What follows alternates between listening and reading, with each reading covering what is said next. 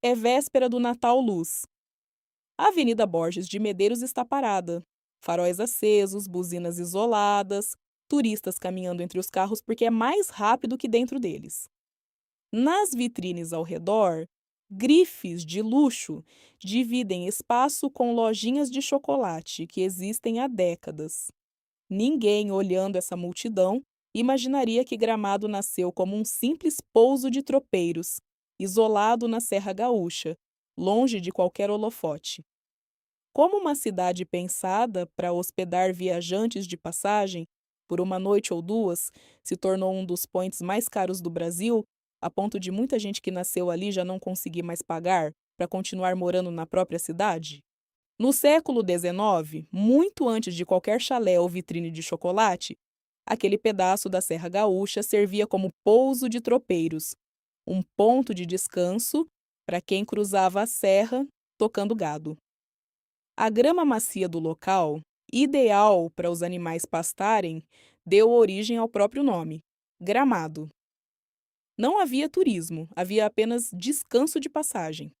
A partir de 73, a região começou a receber imigrantes portugueses, alemães e italianos que se fixaram ali e moldaram boa parte da cultura, da arquitetura e da economia local. Por décadas, Gramado cresceu como um distrito comum, ligado ao município de Taquara, vivendo principalmente de madeira e calçados, indústrias típicas da colonização europeia no sul do Brasil. Só em 1954, a cidade conquistou sua emancipação e virou município independente. O turismo, sinônimo hoje de Gramado, não fazia parte do plano original. E foi justamente o colapso desse plano original que abriria caminho para tudo que viria depois. A virada aconteceu por necessidade, não por vocação natural. Nas décadas de 60 e 70, as indústrias madeireira e calçadista que sustentavam a cidade entraram em declínio. Diante da perda de sua base econômica, Gramado precisou se reinventar, e a resposta encontrada foi apostar pesado em planejamento urbano, arquitetura de inspiração europeia e grandes eventos capazes de atrair visitantes o ano inteiro. Foi nesse contexto que o Festival de Cinema de Gramado e, mais tarde, o Natal Luz, evento de iluminação e espetáculos natalinos que se estende por semanas, se consolidaram como os motores dessa reinvenção.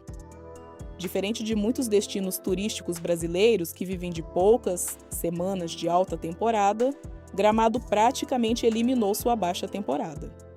A cidade que quase morreu com suas indústrias renasceu vendendo climas, arquitetura e experiência.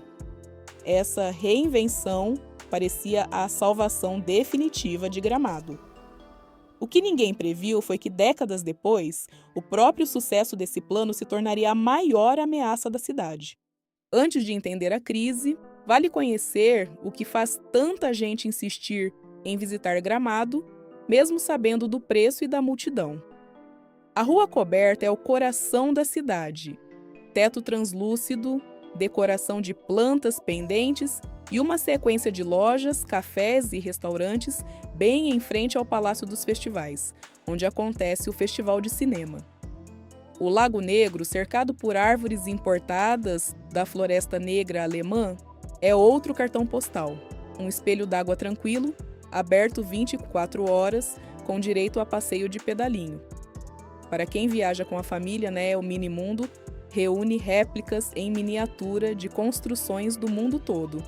E o Snowland oferece a primeira pista de neve indoor do país, com esqui e snowboard mesmo em pleno verão brasileiro.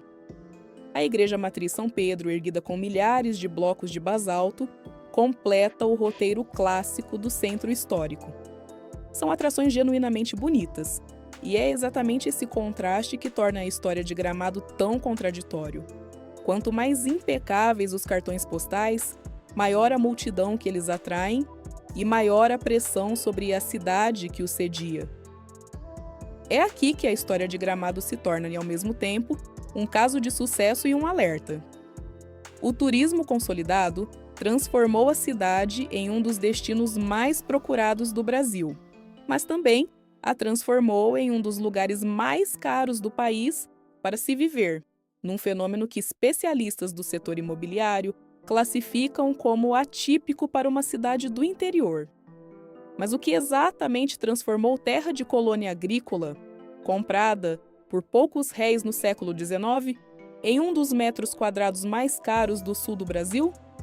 Levantamentos recentes mostram que o valor médio do metro quadrado de imóveis novos em Gramado já ultrapassa o registrado em capitais como Florianópolis, Porto Alegre e Curitiba.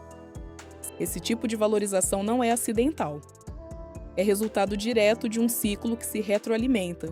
Quanto mais a cidade se consolida como point turístico de alto padrão, mais atrativa ela se torna para investidores e incorporadoras. E menos espaço sobra para quem só quer um lugar simples para morar.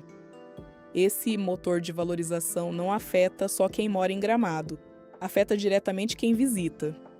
Hoje, mesmo uma pousada simples, mais afastada do centro, custa significativamente mais do que o equivalente em cidades vizinhas. Hotéis bem localizados praticam diárias que já superam o padrão de muitos destinos turísticos consolidados do país. E as opções premium, com spa e experiências exclusivas, chegam a valores comparáveis aos hotéis mais caros das grandes capitais. A alimentação segue a mesma lógica. Quando o café da manhã não está incluso na hospedagem, cafés e padarias no centro cobram bem acima da média nacional. Nos períodos de pico, como o Natal Luz e o Festival de Cinema, a cidade recebe um volume de visitantes muito superior à sua capacidade de acomodação confortável, o que significa filas em restaurantes, dificuldade para conseguir mesas sem reserva e ruas de pedestres tão cheias quanto o trânsito de carros. Pagar caro já seria um problema. Pagar caro e ainda enfrentar fila e aperto é o que tem afastado parte do público que Gramado conheceu por décadas. Há também uma mudança na paisagem comercial do centro histórico. Lojas tradicionais foram gradualmente cedendo espaço a vitrines de grifes internacionais e comércio voltado a um público de alto poder aquisitivo. O mesmo tipo de gentrificação comercial observado em centros turísticos de luxo ao redor do mundo. Diante de números como esses, restava uma pergunta para a prefeitura. Dava para conter esse crescimento antes que ele comprometesse de vez a própria cidade que o sustenta? Diante desse cenário, o poder público tem tentado agir em várias frentes. Além da suspensão temporária de novos empreendimentos, a cidade investiu numa nova concessão de transporte público, ampliando a rodagem mensal dos ônibus urbanos para 106 mil quilômetros e adotando o reconhecimento facial na bilhetagem eletrônica. Uma tentativa direta de tirar carros de circulação e aliviar o trânsito crônico do centro. Mas especialistas em turismo e urbanismo já apontam o limite dessas soluções. Enquanto o crescimento continuar concentrado quase inteiramente na mesma área central, medidas paliativas como essas tendem a aliviar sintomas sem resolver a causa. O desafio real não é apenas administrar o fluxo de visitantes, é evitar que o próprio crescimento da cidade continue expulsando aos poucos quem sustenta o turismo no dia a dia. E é justamente esse contraste entre a cidade que se vende nas fotos e a cidade que se vive no dia a dia, que resume tudo o que Gramado se tornou, Gramado não perdeu o frio, nem o chocolate, nem a arquitetura que a tornou famosa. O que mudou foi o que custa viver ali, ou visitar. Uma cidade pensada décadas atrás como refúgio simples de imigrantes na Serra se tornou um dos points mais valorizados do Brasil, num processo que trouxe riqueza, mas também deslocou parte de quem construiu essa história. É o mesmo paradoxo que se repete em vários destinos que crescem rápido demais. O sucesso que atrai o mundo é muitas vezes o mesmo que afasta quem esteve lá desde o início. E você, já visitou Gramado? Sentiu esse contraste entre o encanto das fotos e o custo real de estar lá? Conta aqui nos comentários. E se você gosta de entender os bastidores das cidades brasileiras mais visitadas do país, se inscreve no canal. Toda semana tem uma nova história como essa.